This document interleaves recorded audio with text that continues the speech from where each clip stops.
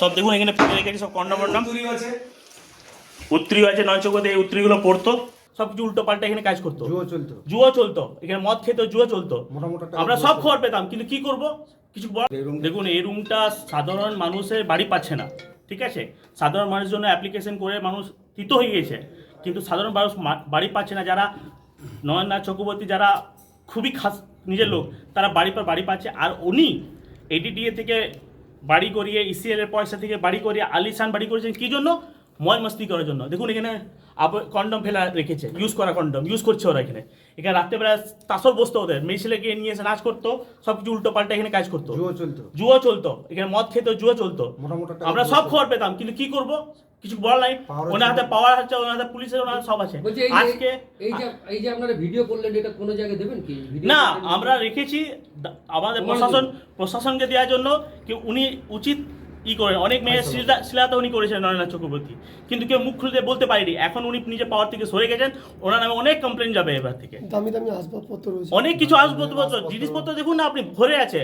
ত্রিপল ভরা আছে শাড়ি ভরা আছে বাচ্চাদের কাপড় আছে এসি গুলো দেখুন এগুলো আমাদের আমরা টাকা পাচ্ছি না ইসেল পেমেন্ট পাচ্ছে না উনি ইসেলের টাকাতে এগুলো দেখুন আলিশান দেখুন এখানে এখানে এখানে মদ মাস্তি করার জন্য রাখতো আপনি আমার নাম বলছে আপনি আগে বাথরুমটা দেখুন একটা বাথটাব করে রেখেছে এখানে এখানে মানুষ খেতে পাচ্ছে না আর উনি নিজের জন্য আইএস মহল বানিয়ে রেখেছেন নিজের লাক্সারি লাইফ যাওয়ার জন্য সরকারি স্কিমে যে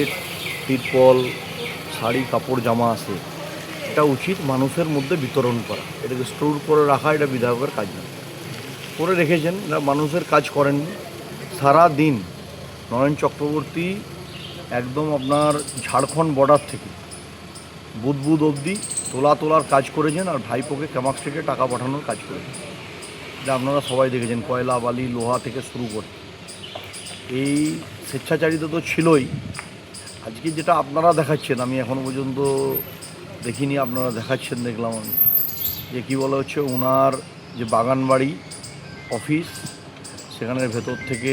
আলাদাভাবে একটা মহিলাদের অসম্মান অশ্রদ্ধা প্রদর্শনের যে কাজ সেটাই করে আসছেন এরা চিরকাল আমরা এর আগে দেখেছি সন্দেশখালিতে মহিলাদের শেখ শাহজাহান রাতের অন্ধকারে ডেকে সেখানে মহিলাদের উপর অত্যাচার করতেন আর দুর্গাপুরের একইভাবে মমতা ব্যানার্জির লক্ষ্য নরেন আগে ওনাকে লক্ষ্য নরেন বলে ডাকতেন আপনাদের এই প্রশ্নের উত্তর এখন মমতা ব্যানার্জির থেকে নেওয়া দরকার যে আপনার নরেনের বাড়ি থেকে কি উদ্ধার হচ্ছে এই প্রশ্ন আমাকে করে তো লাভ হবে না কারণ নয়ন চক্রবর্তী তো আর আমার নেতা নয় নয়ন চক্রবর্তী হচ্ছে মমতা ব্যানার্জির তৈরি প্রোডাক্ট আর উনি মমতা ব্যানার্জিকে অ্যাডমিনিস্ট্রেশনের সামনে বলতেন লক্ষ্য নরেন 1 লক্ষ ভোটে যেতে সেই নয়ন চক্রবর্তীর যে এই পরিণতি হতে পারে আজকে দুয়ারে নরান মমতা ব্যানার্জিকে দেখাচ্ছে যে কী করেছেন আর আমরা যে নরেনকে শ্রদ্ধা করি সেটা হচ্ছে স্বামী বিবেকানন্দকে নরেন্দ্রনাথ দত্তকে নরেন্দ্র মোদীকে এই চোর নরেনকে নয় ক্ষতিকর বস্তু ওনাদের কাছে পাওয়া গেছে এবং সাধারণ মানুষের স্বপ্ন চুরিও করেছিল সেগুলো ওখানে পাওয়া যাবে বহু মানুষের বহু ক্ষতিও ওনারা করেছেন তাই আজকে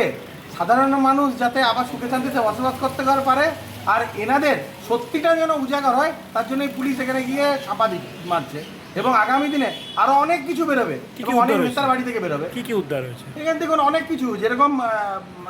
তিরপল চুরি করেছে থেকে শুরু করে বহু সাধারণ সামগ্রী চুরি করেছে কন্ডমও পাওয়া গেছে বলে শোনা যাচ্ছে এর থেকে লজ্জা জিনিস মানে কোথায় গিয়ে একটা বাগান বাড়ি বানানো হচ্ছে সেখানে গিয়ে এসব পাওয়া যাচ্ছে